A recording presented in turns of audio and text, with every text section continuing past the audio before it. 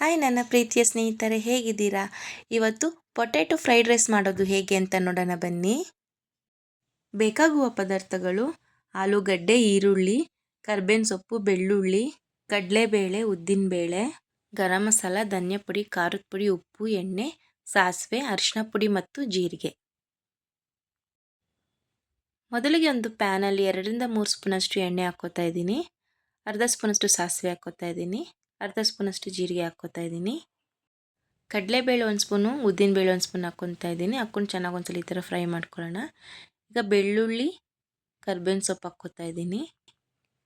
ಚೆನ್ನಾಗಿ ಫ್ರೈ ಆದಮೇಲೆ ಈರುಳ್ಳಿ ಹಾಕ್ಕೋತಾ ಇದ್ದೀನಿ. ಈರುಳ್ಳಿ ತೆಳ್ಳಗೆ ಉದ್ದುದ್ದು ಕಟ್ ಮಾಡ್ಕೊಂಡಿದ್ದೆ, ಅದು ಸ್ವಲ್ಪ ಚೆನ್ನಾಗಿ ಬ್ರೌನ್ ಆಗೋವರೆಗೂ ಫ್ರೈ ಮಾಡ್ಕೊಳ್ಳೋಣ. ರುಚಿಗೆ ತಕ್ಕಷ್ಟು ಉಪ್ಪು ಹಾಕ್ತಾ ಇದ್ದೀನಿ. ಹಾಕ್ಬಿಟ್ಟು ಮತ್ತೊಂದ್ಸಲ ಚೆನ್ನಾಗಿ ಫ್ರೈ ಮಾಡ್ಕೊಳ್ಳೋಣ.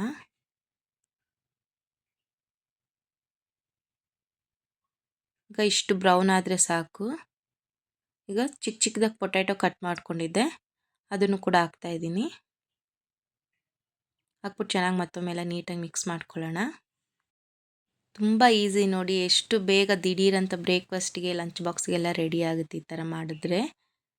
ಈಸಿಯಾಗಿ ಹೇಳ್ಕೊಡ್ತಾ ಇದ್ದೀನಿ. ಈಗ 1 ಸ್ಪೂನಷ್ಟು ಖಾರದ ಪುಡಿ ಹಾಕ್ತಾಯಿದ್ದೀನಿ. 1/4 ಸ್ಪೂನಷ್ಟು ಅರಿಶಿನ ಪುಡಿ ಹಾಕ್ತಾಯಿದ್ದೀನಿ. 1 ಸ್ಪೂನಷ್ಟು ಧನಿಯಾ ಪುಡಿ ಹಾಕ್ತಾಯಿದ್ದೀನಿ. 1 ಸ್ಪೂನಷ್ಟು ಗರಂ ಮಸಾಲ ಹಾಕ್ತಾಯಿದ್ದೀನಿ. ಹಾಕ್ಬಿಟ್ಟು ಮತ್ತೊಂದ್ಸಲ ಎಲ್ಲ ನೀಟಾಗಿ ಮಿಕ್ಸ್ ಮಾಡ್ಕೊಳ್ಳೋಣ.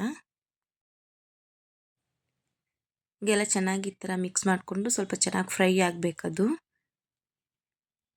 ಈಗ ಮತ್ತೆ ರುಚಿಗೆ ತಕ್ಕಷ್ಟು ಉಪ್ಪು ಹಾಕ್ತಿದ್ದೀನಿ. ಆಗಲೇ ಉಪ್ಪು ಹಾಕಿದೆ, ನೋಡ್ಕೊಂಡು ಉಪ್ಪು ಹಾಕ್ಕೊಳ್ಳಿ.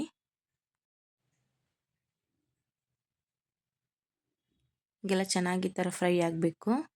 ನಾನು ಮೊದಲಿಗೆ ಇಲ್ಲಿ ರೈಸ್ ಮಾಡಿ ಇಟ್ಕೊಂಡಿದ್ದೆ. ಈಗ ರೈಸ್ ಹಾಕ್ಬಿಟ್ಟು ಮಿಕ್ಸ್ ಮಾಡ್ಕೊಳ್ಳೋಣ.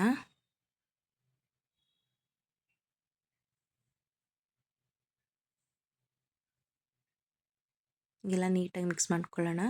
ಬೇಕು ಅಂದರೆ ನಿಂಬೆ ರಸ ಕೂಡ ಹಾಕ್ಕೋಬೋದು.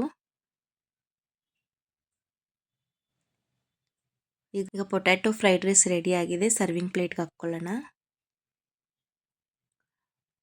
ನೋಡಿ, ನೋಡಲಿಕ್ಕೇ ಎಷ್ಟು ಚೆನ್ನಾಗಿದೆ ಮತ್ತು ಟೇಸ್ಟ್ ಕೂಡ ತುಂಬಾ ಚೆನ್ನಾಗಿರುತ್ತೆ.